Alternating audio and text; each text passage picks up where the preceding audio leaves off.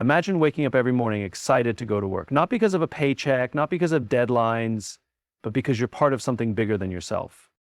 Now imagine leading a team that feels the same way. The reality? Too many leaders focus on what needs to be done, but the most inspiring leaders go beyond that. They lead with purpose and passion. And when they do, people don't just show up to work. They show up with commitment, creativity, and a deep sense of belonging. So how do we become those kinds of leaders? Let's talk about it. Too often, leaders assume that motivation comes from instructions, deadlines, or even incentives.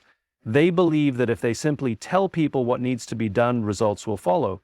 But this approach treats leadership as a transaction. You do this and you get that. The problem? Transactions don't inspire people. Transactions don't create commitment. They only create compliance. Real leadership, the kind that moves people, doesn't start with what needs to be done. It starts with why it needs to be done. Purpose is the foundation of great leadership because it gives meaning to the work. It transforms tasks into something more than just a checklist of responsibilities. Think about it. When people know exactly what to do, but don't understand why it matters, they feel like cogs in a machine. They'll do the job, but only because they have to. They'll meet expectations, but they won't go beyond them. They'll complete assignments, but they won't feel connected to them. And when challenges arise, when the work gets difficult or setbacks occur, people who are working without a deeper sense of purpose will be the first to disengage. But when people understand the deeper reason behind their work, everything changes. Purpose transforms even the most ordinary tasks into something meaningful. It gives people a reason to care, to push through obstacles, and to take ownership of what they do. Take two people working the same job. One sees it as just a task, something they have to do to collect a paycheck. The other sees it as a contribution to something bigger, something that makes a difference. The first person does the bare minimum. The second person brings energy, creativity, and dedication to the job. The difference? Purpose. Leaders who inspire don't just assign tasks. They connect people to meaning. They help their teams see how their work contributes to a larger vision. Instead of saying, we need to hit these numbers by the end of the quarter, they say, these numbers represent real people whose lives we're improving. Instead of saying, we need to finish this project, they say, this project has the potential to change how people experience the world. When purpose is clear, motivation becomes intrinsic. People no longer need to be pushed or micromanaged. They don't need endless incentives or constant oversight. Instead, they become self-driven. They take initiative, they find solutions, they innovate, not because someone told them to, but because they believe in what they're doing. Leadership isn't just about directing people, it's about inspiring them. And inspiration comes from purpose, not just tasks. Think about the last time you were in a room with someone who was genuinely passionate about what they were doing. Maybe it was a speaker who lit up the stage, a teacher who made learning exciting, or a leader who spoke with so much conviction that you felt compelled to take action. Passion has a way of drawing us in, making us feel something deeper than logic or obligation. Now think about the opposite. A leader who delivers instructions with no energy, a meeting that feels more like a chore than an opportunity, a workplace where everyone is just going through the motions. It's dull, it's uninspiring, and worst of all, it's contagious. Just as passion spreads, so does apathy. People don't follow leaders because of their title. They follow leaders because of their belief, their conviction, their energy. Passion isn't just a feeling. It's a force that moves people. It's what turns ideas into movements, employees into believers, and work into something meaningful. But here's the mistake many leaders make. They assume that passion is something you tell people to have. They give speeches about being passionate or working harder, but passion isn't something you demand, it's something you demonstrate. You don't inspire passion by telling people to care more, you inspire passion by showing them how much you care. When a leader speaks with passion, people listen differently. They don't just hear words, they feel something. And when they feel something, they begin to internalize it. They start to believe, they start to care, they start to show up differently. not because they have to, but because they want to. Passion makes people want to be part of something bigger than themselves. It creates momentum, it fuels innovation, it drives people to push beyond what they thought was possible. The most successful teams, the most groundbreaking companies, the most inspiring movements, they all have one thing in common. Someone at the center who truly believes, and belief is powerful. When a leader believes in what they're doing, when they wake up every day excited about their mission, that energy spreads. It reaches the team, it reaches the customers, it reaches the culture of the organization itself. But passion isn't just about excitement, it's about resilience. When challenges arise, passion is what keeps people going. It's what turns setbacks into lessons and obstacles into opportunities. A leader who lacks passion will fold under pressure, but a leader who is driven by something deeper will find a way forward, no matter how difficult the path. There's a difference between showing up to work and feeling like you belong. Too many workplaces are filled with people who clock in and out, do their tasks and collect their paycheck, but deep down, they don't feel connected. They don't feel seen. They don't feel like they truly matter beyond their job description. And when people don't feel like they belong, they hold back. They don't share their best ideas, they don't take risks, they don't invest their full energy into their work. Instead, they do just enough to get by. Not because they're lazy or unmotivated, but because they don't feel safe enough to fully engage. Great leaders don't just build teams, they build a sense of belonging. They create an environment where people don't just work together, they feel like they're part of something together. And when people feel like they belong, they bring more of themselves to the table, they contribute more, they care more, and they stay longer. But here's the problem. Most organizations confuse fitting in with belonging. They think that if people are getting along, the culture is strong. But fitting in is about conforming. It's about blending in and being accepted for meeting expectations. Belonging, on the other hand, is about being valued for who you are. It's about knowing that your voice matters, your perspective is appreciated, and your presence makes a difference. Belonging happens when people feel safe, not just physically, but emotionally. It's the confidence to speak up in a meeting without fear of being dismissed. It's knowing that your failures won't be met with punishment, but with support and learning. It's walking into work every day and feeling like you're surrounded by people who care about you as a person, not just as an employee. Leaders set the tone for this. A culture of belonging isn't created by accident, it's created with intention. It's in the way leaders listen, the way they acknowledge contributions, and the way they handle difficult moments. It's in the way they celebrate differences rather than trying to mold everyone into the same way of thinking. The best leaders go beyond policies and procedures, they build trust. And trust isn't built through grand statements or mission statements on a wall. It's built through daily actions. It's built when leaders take the time to ask, "How are you?" and actually care about the answer. It's built when they admit their own mistakes, showing that vulnerability is not a weakness but a strength. It's built when they create space for real, honest conversations where people can bring their whole selves to work. When people feel like they belong, they want to be there. They show up with more enthusiasm, more commitment, and more creativity. They're not just working for a paycheck or a promotion. They're working because they believe in what they're doing and they know they're doing it with people who value them. Belonging is the foundation of trust, collaboration, and loyalty. It's what turns a workplace into a community, a company into a movement, and a job into something meaningful. Leadership isn't about power. It isn't about authority, status, or control. It's not about being the smartest person in the room or having all the answers. Real leadership is about service. It's about putting the needs of others before your own, creating an environment where people feel empowered, supported, and inspired to do their best work.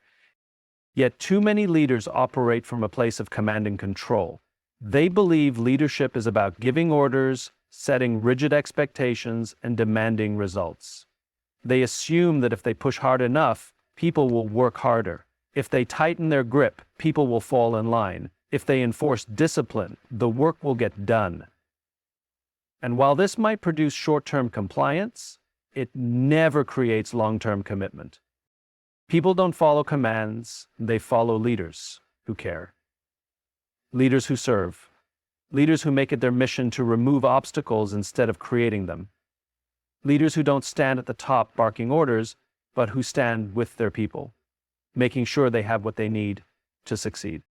The best leaders understand that their role isn't to be the boss, it's to be the support system. Their job isn't to demand more from their team, it's to give more to their team. Time, guidance, encouragement, protection, whatever it takes to ensure their people can thrive. This kind of leadership requires a shift in mindset. Traditional leadership asks, how can my team serve me? But real leadership asks, how can I serve my team? Instead of seeing employees as people who execute tasks, servant leaders see them as human beings with aspirations, struggles, and potential. Instead of focusing on authority, they focus on responsibility. Responsibility to the people who trust them. Serving others doesn't mean lowering expectations or making things easier. It doesn't mean leaders step aside or avoid making tough decisions. It means they lead with empathy. They take the time to understand what their people need, not just to do their jobs, but to grow, to feel valued, and to believe in what they're doing. A servant leader listens more than they speak. They ask questions instead of assuming they already know the answers. They take the blame when things go wrong and share the credit when things go right. They don't lead from a place of ego or self-interest, but from a deep sense of responsibility to those they serve. When leaders serve, trust is built. And trust is the foundation of high-performing teams. When people feel supported instead of pressured, they take more ownership of their work. They push harder, not because they're being forced to, but because they want to. They feel safe enough to take risks, speak up, and contribute their best ideas. Great leadership is not about standing above others, it's about lifting others up. It's about understanding that when you take care of your people, they will take care of the mission. It's about recognizing that leadership is not measured by how many people follow you, but by how many people you empower along the way. In leadership, consistency is one of the most underestimated but most powerful qualities a leader can possess. It is not the grand gestures, the one-time motivational speeches, or the occasional moments of brilliance that inspire people.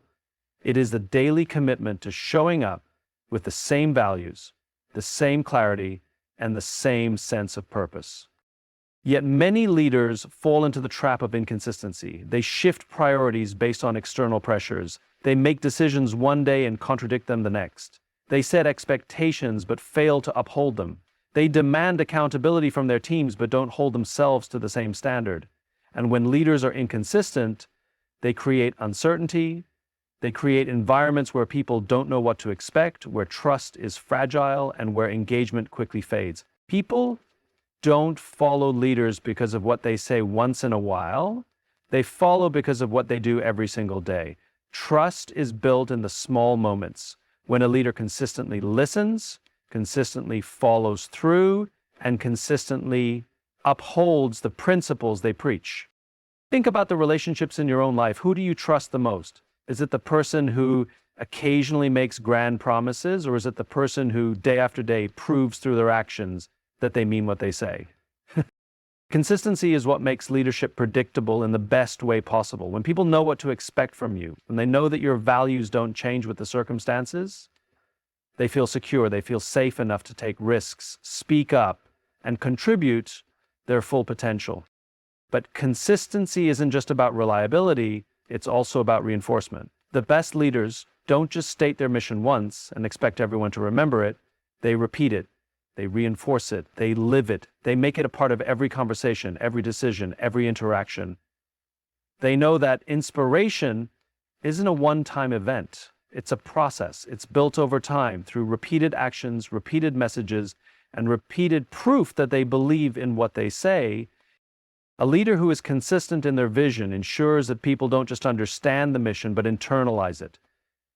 They don't just know what the company stands for, they feel it in the way decisions are made, in the way problems are solved, in the way success is measured.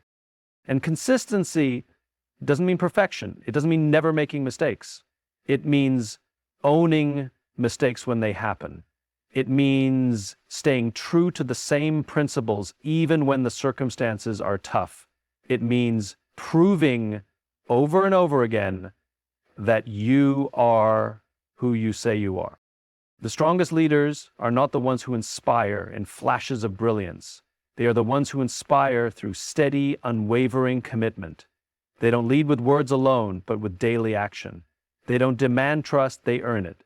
And they do so not once, not twice, but every single day. In today's fast-paced world, it's easy to get caught up in short-term wins. Leaders are constantly pressured to hit quarterly targets, increase efficiency, and drive immediate results. Companies reward those who deliver quick profits. Teams celebrate instant victories. The problem? When leadership is driven solely by short-term wins, it sacrifices something far greater: the ability to build something that lasts.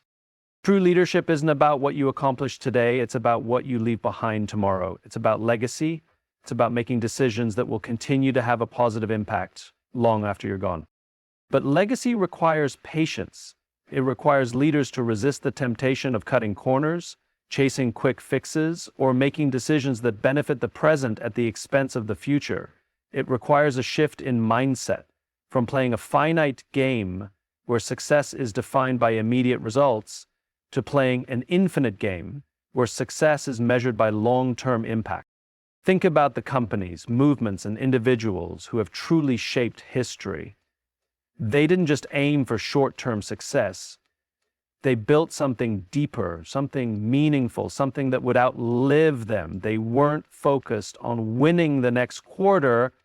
They were focused on changing the game altogether. But this kind of leadership is difficult. It requires courage. It requires the ability to say no to easy wins that compromise long-term values.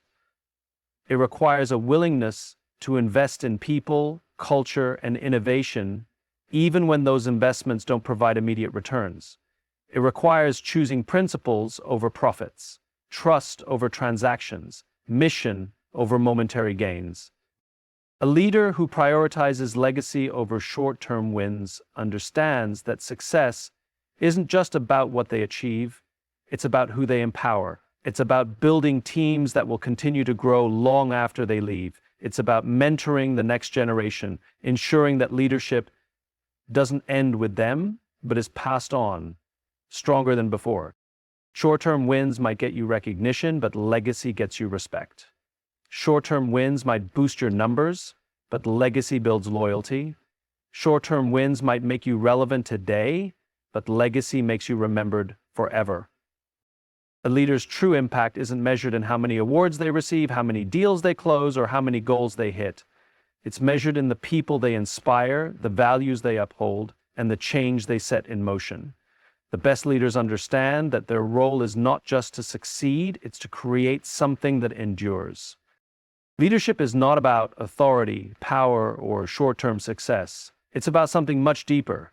It's about purpose, passion, service, consistency, and the legacy we leave behind. The best leaders don't just focus on what needs to get done, they focus on why it matters. They don't just issue commands, they inspire through their actions. They don't chase short-term wins, they build something that lasts. When leaders lead with purpose, they create meaning. When they lead with passion, they ignite motivation. When they serve instead of command, they earn trust. When they remain consistent, they foster security. And when they prioritize legacy over immediate results, they build something that extends far beyond their own time. People don't remember leaders for the titles they held, the targets they hit, or the speeches they gave. They remember how those leaders made them feel, how they empowered others, and how they created environments where people could thrive. True leadership isn't measured in what you accomplish, It's measured in what you inspire others to accomplish. And that is the real challenge of leadership. It's not about being the best in the room. It's about making everyone in the room better. It's about leaving something behind that is stronger than when you started. Because in the end, leadership is never about you. It's about the impact you have on those who will carry the mission forward.